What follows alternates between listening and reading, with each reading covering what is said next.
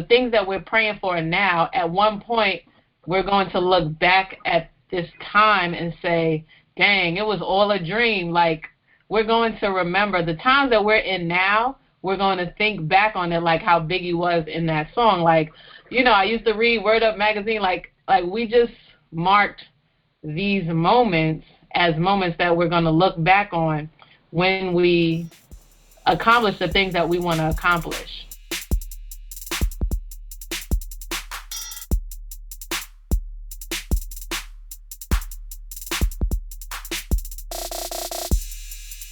Hey, what's up, everybody? You are listening to Parables from the Projects.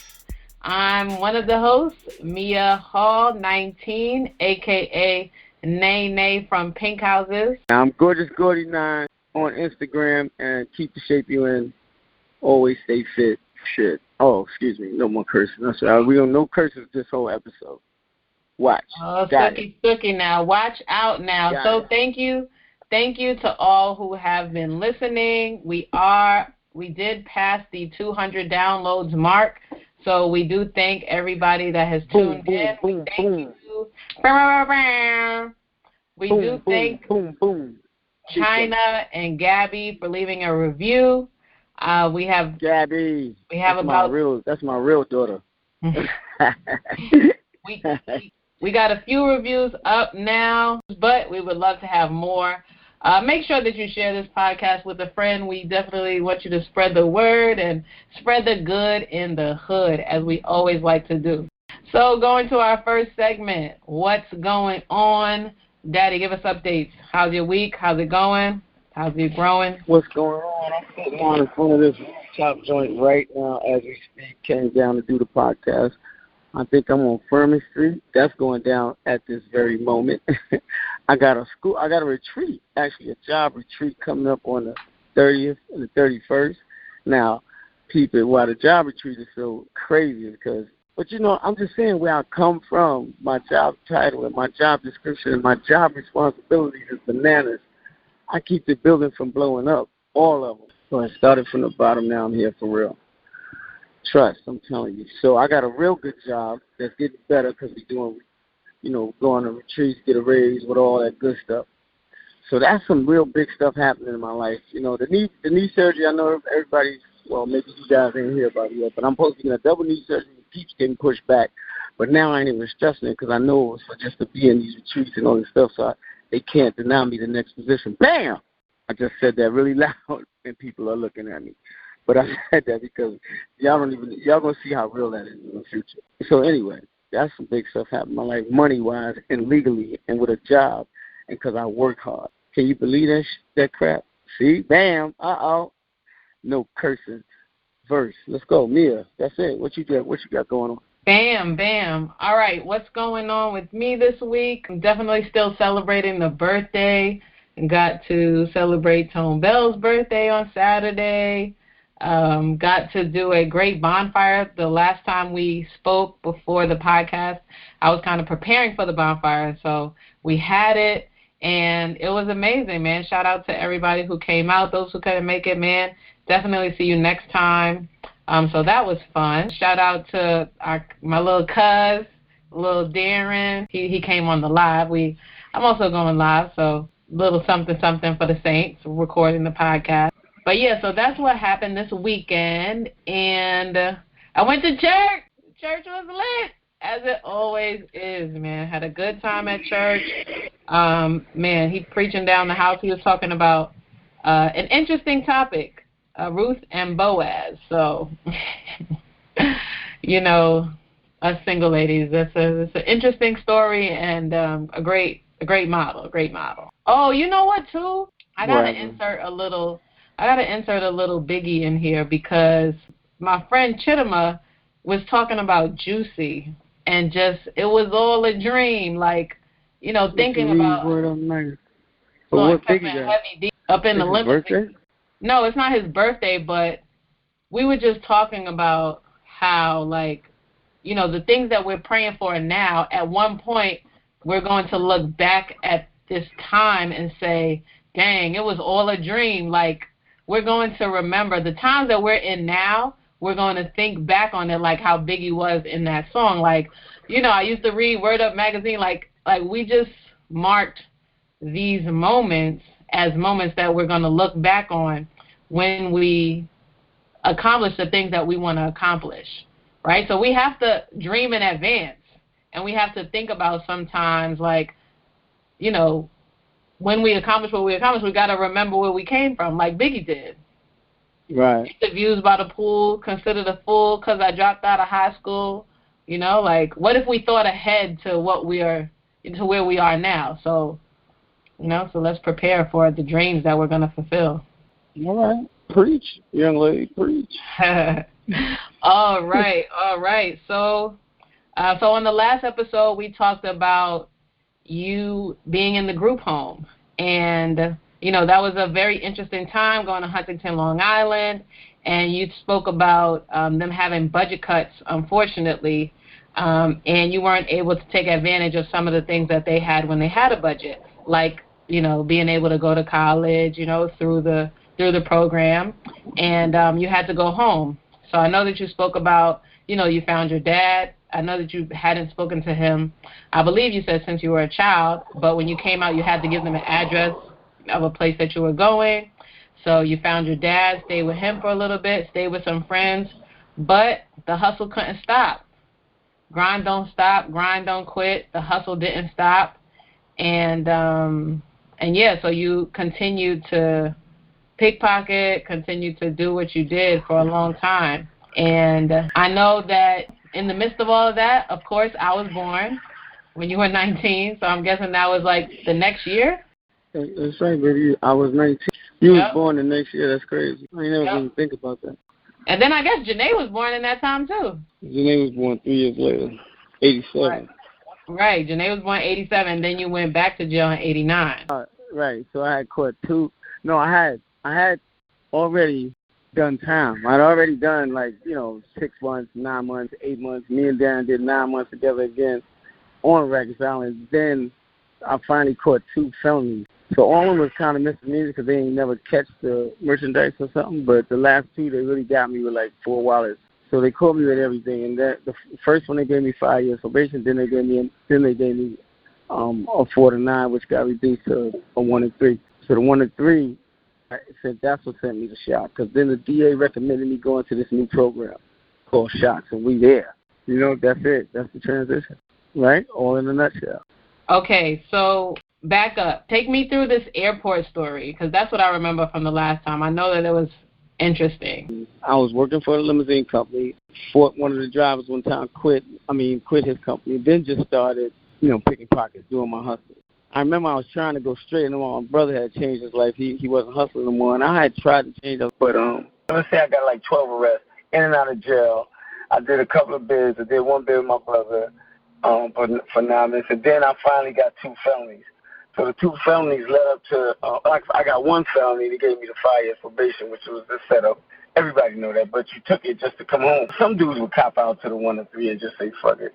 But I took the little thing, and then I got arrested 2 months later. I took the case to trial because I didn't want to go state, but I blew trial. So I went to court back and forth for a whole year. So the offer was 1 to 3. If you blow trial, it was a 4 to 9.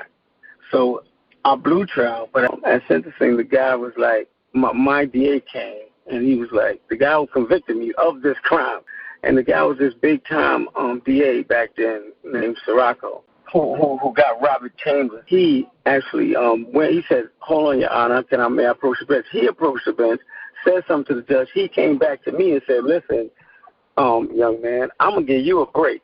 I've asked the judge to give you the first offer. Mind you, now, I was ready to go to jail that day because I knew it was the last day, and I kind of knew I was going to lose. So I had drawers full of, I had some cocaine, some dope, and some weed, and my soda into my underwear. So he comes back and he says, I'm going to get you the 1 to 3 they offered you, and I'm going to recommend you get this SHOC program out there. He didn't say SHOC. He said it's a new program, which I found out that was SHOC. He said it's a new program out there. So anyway, so I said, whatever, yeah, definitely. And then he said, I'm also going to let the judge have you go home from here, and you get yourself affairs in order, and you come back in 30 days and do your 1 to 3. with a recommendation to do this program for 6 months, and then you come home anyway. So I was like, good, Yeah, that was like a break and a half. So I was like, oh, sweat, freak it. I'm going to change my life, freak it. I'm going to leave. So I said, all right, I took the deal, whatever.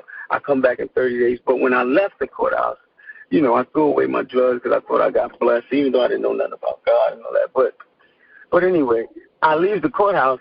A month later, I get arrested in the airport, but I get arrested in the airport so crazy. Now, this is the craziest thing, is that when I got the lady in the airport, I was going down the escalator. So listen, this is before I got the last arrest. So I was going down the escalator after I caught the lady, but I was counting the money. And this detective dude was coming up the escalator, and he said, hey, he knew me, but he didn't know me, right? But he was like, yo, where you got all that money from? I didn't see him when I looked up. I was just counting like couple of $1,000 with foreign money too. And he was like, where you get all that money from? Because I was young. No, he said, what's in the envelope? And he saw it. I said, it's money. And I put the envelope. He said, let me see it. And I was like, let you see it? Okay. And as I was putting it out to him, I was like, yo, my brother. And I was putting, so as I was talking, I was like, my brother's Darren. He works at whatchamacallit. And the guy was like, yeah. So he started talking, and I actually slid the envelope, never showed him what was in it, how much was in it. Put the envelope back in my pocket, and this detective, was like, oh, whatever, all right. Like, all right, I'll tell your brother. I said, I'll tell my brother I saw you, because I saw, they was cool. Darren was cool with the police, and they're not because he was hustling or he was trying to do something, but he was a good worker at the airport for this limousine company. But so that's how he knew the cop. That's why the cop trusted me. So the cop was going up the escalator and I was going down. And so he had stopped me at the bottom before he got on. So he got on the escalator, went up. But by the time he got to the top, the lady must have woke up and said, it must have been a commotion when he got up to the top, because the lady found out she lost the money. But he was way too late. I had already jumped in the cab. I was home. Now, fast forward to me getting 30 days to go get my life together. I had got arrested. Now, I get arrested in the airport doing the same thing, but they catch me not for that case. That case that dude is still looking for me for. He told my brother that day that he would never forget. But anyway, so I get arrested in the airport. I'm in the bullpen in the airport. Mind you, I'm already sentenced to the 1 to 3. The DA looked out for me. So they would have gave me the 4 to 9 back. Oh, no, so I get arrested, but it's like the lady didn't want to press charges.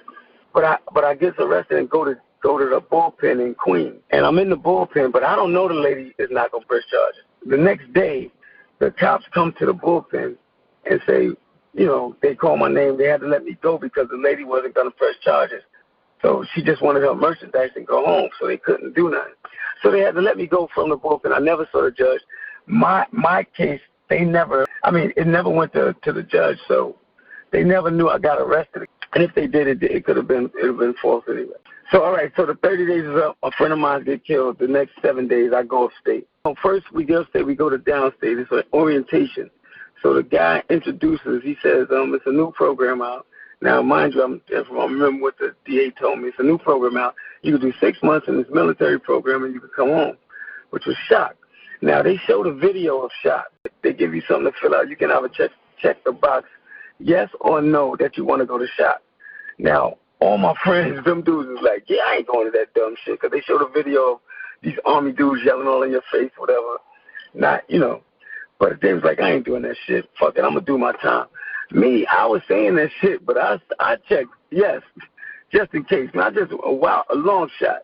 So, we go back to orientation, whatever. We hand out papers in. Nobody know what nobody did. So downstate is just a 30-day holding place for you to get your physical. They check everything to make sure, and then to separate you from whichever jail you're going to spend the rest of your time in. So I'm going to like a minimum, because all I got is a 1 to 3. But they send me to a medium way upstate in Wyoming, which is next to, I think, the Clinton or Attica, one of them. They send me way the last stop upstate. You get on a bus and you take this long journey. You got to stop at all the jails, though. This bus he stops at all the jails on the way up there to drop people off. So anyway, I'm in Wyoming for about 2-3 months. So I'm in the yard with my man. They call my name. Now, I ain't getting no visits at this time. I'm way upstate. I ain't even expecting my girl to come upstate. Anyway, they called my name. So my dude, I'm in the yard with my dudes. They like, my man KK, he's like, what's up, man? You got a visit? I was like, I don't think so, but I'm going to go check it out. Yo, I got to the desk. They was like, yo, Keelan, pack your shit. You leaving. I was like, I'm leaving. In my back of my head, I'm like, damn, maybe that's that shock shit. But I was like, maybe they're going to transfer me to another jail because this shit is way too far anyway. I said, what happened? He said, I can't tell you. Pack your shit, you move it. It was a van outside, a green military van. Gets in the van, they like, this is shot. You will not. When you get there, there's going to be some footprints, and you're going to run out, you're going to get out the van, you're going to step, you put your feet in the footprint. That's the only thing they said. Why? It was like a 10-hour drive, first of all, to Monterey, New York. Why when we get there, it's nothing but drill instructors standing in front of these like, what you call barracks. They was dorms, but they looked like an army base. But I guess it was dressed up like, so it's A dorm, B dorm, C dorm. This place, who knew that this place would change me forever? Like, this place had to be built by God, because I was such rebellious. I was so rebellious when I got there. So, you see, when the van pulls up, the people, the drillers, they real drill instructors, so they've been in army, they've been in real combat, so they don't give a freak about a hard thug from Brownsville, you know what I'm saying, or whatever. So dudes was trying to get off the van on slow. So, yeah. So now shock is this whole experience that the program is very intense. You can't make phone calls. Like when you get a 5-minute phone call every month I get an extra 5 minutes on the phone. And it don't exceed like 10 minutes. Like 10 minutes will be your top. Maybe the first phone call will be like 2 minutes. Your second phone call, and you only get phone call every 2 weeks. It ain't like Rikers Island where you go. Yeah, everything's organized. You don't have your own clothes. Everybody wears the same stuff and you got to learn to iron your stuff. Your bed has to be neat, immaculate every day. You literally really got to flip a coin on it. It got to bounce. That's how tight the sheets get. And I brought all this stuff home. So the program was so crazy, and it takes you through this physical and mental ride, like roller coaster, like you have no idea. Because I think it's a build you up, break you down type of mentality. So you work out every day, no matter what, no matter how cold, no matter how much snow, no matter what. Because I want to stay during the winter months, and it was freezing, and they had you marching and running up hills in the snow with just your boots on and your underwear. So see if everybody's exercising and you decide you thought the guy didn't see you or the drill instructor didn't see you, and you tried to, cheat on a push-up or something. He would make you get in bed and make us run around the dorm with our mattresses or something. Or say if your corners on your bed wasn't tight and nobody showed you, you didn't help your brother or whatever. They made your dorm pay for your mistakes. Or I think it was like 10 major things that helped me deal with stuff in society. And that's what they tell you when you first get off the bus, off the van. They say, listen, we're not here to change you. We're here to make you a better criminal or a better person. That's going to be your choice in the 6 months here. And that kind of stuck with me. All that stuff happened to get me the shock, which changed my life forever, and which actually got the relationship with me and you. Shock is a military program. It makes you work out every day. I tried to quit 3 or 4 times. We're going to get into all the details from dorm aid because it's a 6-month program. And when you get there, they give you your release date, and my release date happened to be March 8th, 1990. Now, mind you, I only went upstate in the beginning of 89. So it only did all this stuff I went through and going upstate was only still like I ate my bed. It's going to show his hand in everything I did, even when I was hustling. And even when I was denying my daughter. Yeah, my daughter was going, Mia was actually with my grandmother, my mother before me, because I wasn't even trying to hear that kid stuff. So yeah, it was crazy. I was a little wild motherfucker, but by the grace of God, baby, I'm here. Amen. So after shot, yeah, I went and got my daughter. Like I knew who my kid was. I went straight to my daughter's house. Told my mother I ain't got a dime. I'm never hustling again, but I want to see this little girl. Her mother agreed to it. I told my other baby mother, listen, you ain't gonna get a pair of sneakers, you ain't gonna get a T-shirt, or you can get hugs from me for my kids.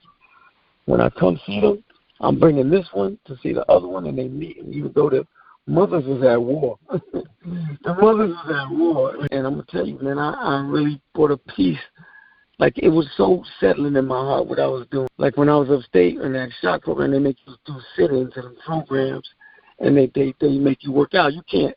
They give you 5 minutes to talk shit to your bunkie or something, and you better be talking about how y'all gonna help each other with the bed making or something. But for your first 3 months, you don't really understand that, and people drop out every month. So you'll start with 30 dudes, and you'll end up with 12. 12 guys will make it through the whole program. But when you make it, oh my God, yo, when you make it, it's a feeling of accomplishment. And they graduate you out of jail. You graduate. It's a big ceremony. The mayor comes. This motherfucker a movie star or something, or some special guest comes. You do this march. You do like a monkey drill. It's this big military graduation, and you throw your hat in the air, and you be like, you out. With that being said, that concludes our parable of the day. Woo-hoo!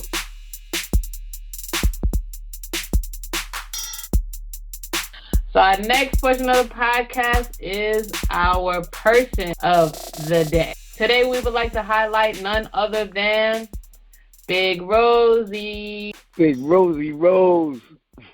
Cool in the game. May she rest in peace, man. Yes, man. Rosie, my sister's mom. Shout out to her in heaven. We unfortunately lost her to a battle with sickle cell. So, raising the awareness, man. Raising the sickle cell awareness, and we're praying that they find a cure. Shout out to Big Rosie. Shout out to Janae. Shout out to the baby sister. We love you. Rest in peace. And yes, that's our person of the day. So, thank you all for listening to another episode 6 of Parables from the Projects. And I wanted to mention, crazy, yep. We have a special announcement. Play the horn, Daddy. I'm pregnant. Wait, no. I can't be pregnant. This is what happens when it's midnight in Brooklyn. But no, actually, I know you act like that all the time, so it's not even because it's midnight. It's because you're gorgeous Gordy 9. That's right, baby girl. I already know. But yes, on August 19th, 2019, that's right, 8/19/19, we are taping the last episode of season 1 of Parables from the Projects in boom, NYC. Boom, motherfucking boom, baby. Boom. So we will be sending that information out.